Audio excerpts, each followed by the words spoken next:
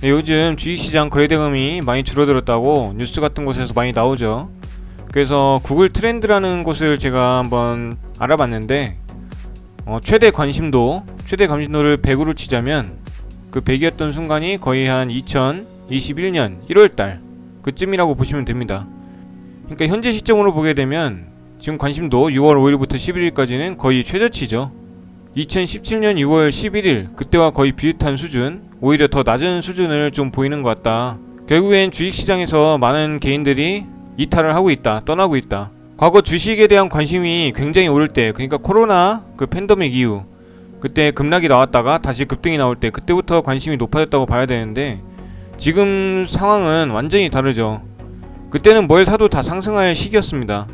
그리고 최대치를 찍은 이 시기는 완전히 급등할 때죠. 주가가 사상 최대치를 찍으면서 급등할 때 최대의 관심을 보였다가 결국에는 그 이후로 보합을 계속 나타내고 또 하락하고 반복하면서 주식에 대한 관심도도 많이 떨어지고 이때 수익 났던 돈들도 거의 손실이 나서 떠나는 그런 상황이다, 이렇게 보시면 될 것 같습니다. 그래서 예전에도 제가 이런 영상을 좀 올린 적이 있었던 것 같은데 주가가 급등할 때는 무엇을 가지고 있어도 수익이 났지만 조금이라도 횡보하거나 하락하게 될 때는 그 수익금을 다 뱉어내게 된다, 뭐 이렇게 말씀을 드렸던 것 같아요, 영상에서도. 결국에는 그런 상황이 벌어지고 있죠. 왜냐면 원칙이 없고 그냥 운으로 번 돈은 제자리를 찾게 되어 있습니다. 그래서 수익이 났던 그 시기에 그 수익금을 온전히 보존하면서 소액으로 다시 연습을 해서 실력으로 바꿔야 된다, 운을 실력으로 바꿔야 된다, 이런 말씀을 좀 재차 드렸었죠. 하지만 그렇게 실행하신 분들은 거의 없습니다.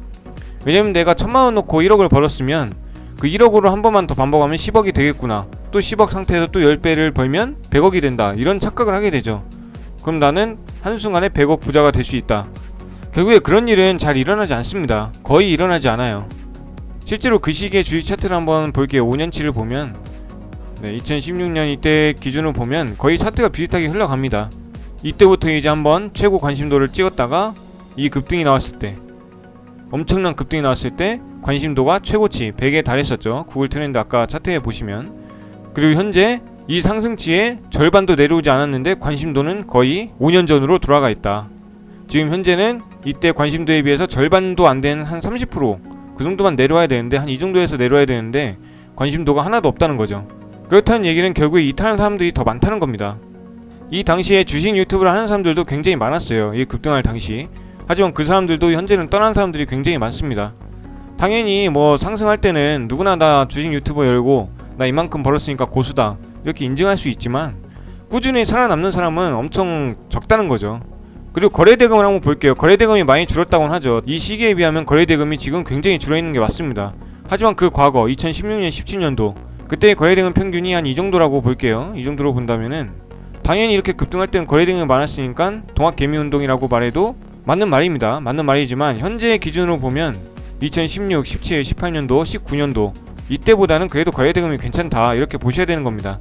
그래서 이 지금은 당연히 고점을 찍고 하락하니까 손실을 보게 되는 경우가 굉장히 많지만 그건 2018년도도 마찬가지입니다. 실제로 전업으로 투자하는 분들 입장에서는 손실 나면 안 된다는 거죠. 이런 시기에서도 다 벌었습니다. 저도 마찬가지고 거의 2018년부터 19년까지 2년 동안 장기 하락세가 있었지만 저는 수익이 났거든요. 당연히 수익이 났고 지금 전업 투자를 하시는 분들도 당연히 이런 하락장에서도 수익이 나야 됩니다. 그게 정상이라는 거죠. 시장이 계속 하락하는 이상 이 주식에 대한 관심도는 계속 더 하락할 것 같아요. 오히려 떠나는 사람들이 더 많아지겠죠. 해외 주식으로 빠진 게 아니냐, 이런 생각도 해볼 수 있지만 여전히 해외 주식도 거의 최저치입니다. 코인도 거의 관심도가 많이 내려갔다고 이렇게 보시면 됩니다. 그래서 지금 물가도 안정이 안 되고 전쟁 이슈도 있고 유가도 많이 상승하고 당연히 뭐 금리가 많이 올랐기 때문에 주식이 하락하는 것도 맞습니다. 뭐 여러 가지 이유가 다 섞여 있죠. 하지만 이런 상황에서 우리는 어떻게 대처해야 되는지를 또 배워야 되고 그게 또 경험이 될 것입니다. 이런 오히려 좋은 기회에 내가 어떻게 수익을 내야 되고 내 자산을 지켜야 되는지 그것에 대해서 공부를 한다면 시장이 이렇게 흘러갈 때는 어떻게 투자하는 게 맞겠다, 이런 게 스스로 보일 거라는 거죠. 그래서 그런 말씀을 드리려고 이 영상을 찍게 되었습니다.